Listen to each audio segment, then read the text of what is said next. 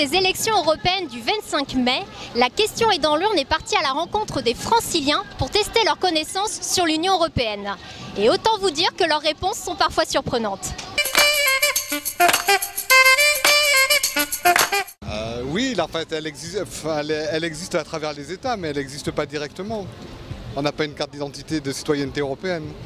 Pour le moment, elle n'existe pas. En fait, dans les faits, elle n'existe pas complètement pour le moment. Oui, on est tous citoyens européens à partir du moment où on vit dans un pays de l'Europe.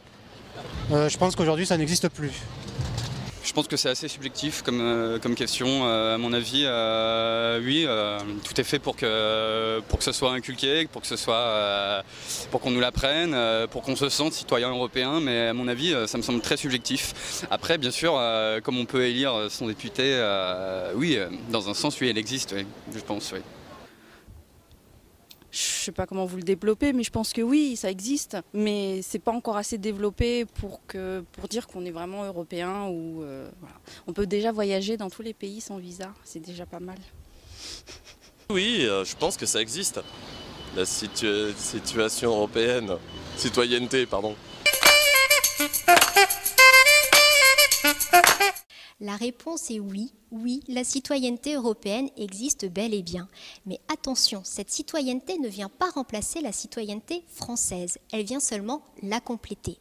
Est ainsi citoyen européen toute personne ayant la nationalité d'un État membre. Ce qui veut donc dire que les résidents de pays non membres de l'Union européenne ne peuvent pas effectivement être citoyens européens. En ce qui concerne les droits que confère cette citoyenneté européenne, eh bien, elle permet par exemple de circuler librement dans les territoires des États membres, ou encore de voter ou même de participer aux élections municipales et aux élections du Parlement européen. L'instauration de cette citoyenneté européenne avait pour objectif de renforcer l'identité européenne.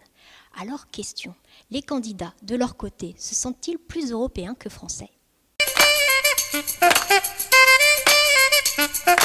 Alors bonjour Louis de Gouillon-Matignon, vous êtes étudiant en droit à la Sorbonne et à seulement 22 ans vous avez créé le Parti européen que vous représentez aux élections parlementaires européennes. Vous croyez en une Europe solidaire et c'est pour d'ailleurs vous avez été très médiatisé notamment pour votre combat pour les droits des gens du voyage. Est-ce que vous pouvez nous parler un peu de votre parcours s'il vous plaît ? Eh bien, très rapidement, aujourd'hui, j'ai 22 ans, je suis étudiant en 3e année de droit à la Sorbonne et je candidate pour l'élection des parlementaires européens dimanche 25 mai 2014 en région Île-de-France. J'ai commencé à rencontrer les gens du voyage lorsque j'avais 15-16 ans grâce à la guitare et grâce à la musique de Django Reinhardt. Et plus j'ai avancé à travers un rôle d'assistant parlementaire, puis à travers plus tard un rôle de conférencier et d'auteur, plus je me suis rapproché de cette population qu'on appelle les tziganes, qui sont les Roms, les gens du voyage, et plus j'ai envie de porter leur voix sur le plan médiatique, culturel et politique. Et aujourd'hui, je suis un des référents médiatiques sur la question et j'interviens assez souvent pour parler voilà, soit des Roms qui sont la première minorité démographique européenne, soit les gens du voyage qui sont nos concitoyens français itinérants. Alors, merci beaucoup. Bon, ça ne vous aura pas échappé, on est à la foire du trône et si Louis nous a donné rendez-vous ici, c'est parce que c'est un peu le symbole de son combat. Si vous le voulez bien, on va passer à l'exercice BDM Télé maintenant. La question est dans l'urne. Je vous en prie, piochez une question. Merci beaucoup. Alors là, la bonne, c'est un peu piège, hein, c'est la question piège. Bon, je choisis la première, j'espère que vous ne m'avez pas tué pour la première. Sinon, je repose. Hein. Ah, ça c'est une bonne question, voyez-vous. Ça vous parle? Ouais, ça me parle. Comprenez-vous les eurosceptiques? Alors, à la question qui m'est posée, comprenez-vous les eurosceptiques? Moi je vais dire oui. Je les comprends parce qu'aujourd'hui, on ne nous donne pas les moyens de nous sentir européens. Aujourd'hui, on ne nous donne pas les moyens de se sentir partie de cette espèce de grand projet qu'est l'Union européenne et qui se parachèvera à travers les années qui vont arriver. Aujourd'hui, si la France veut être forte, si la culture de l'Europe, la culture de l'Occident veut être forte, si notre modèle social doit être fort, c'est à travers l'Europe qu'on le fera.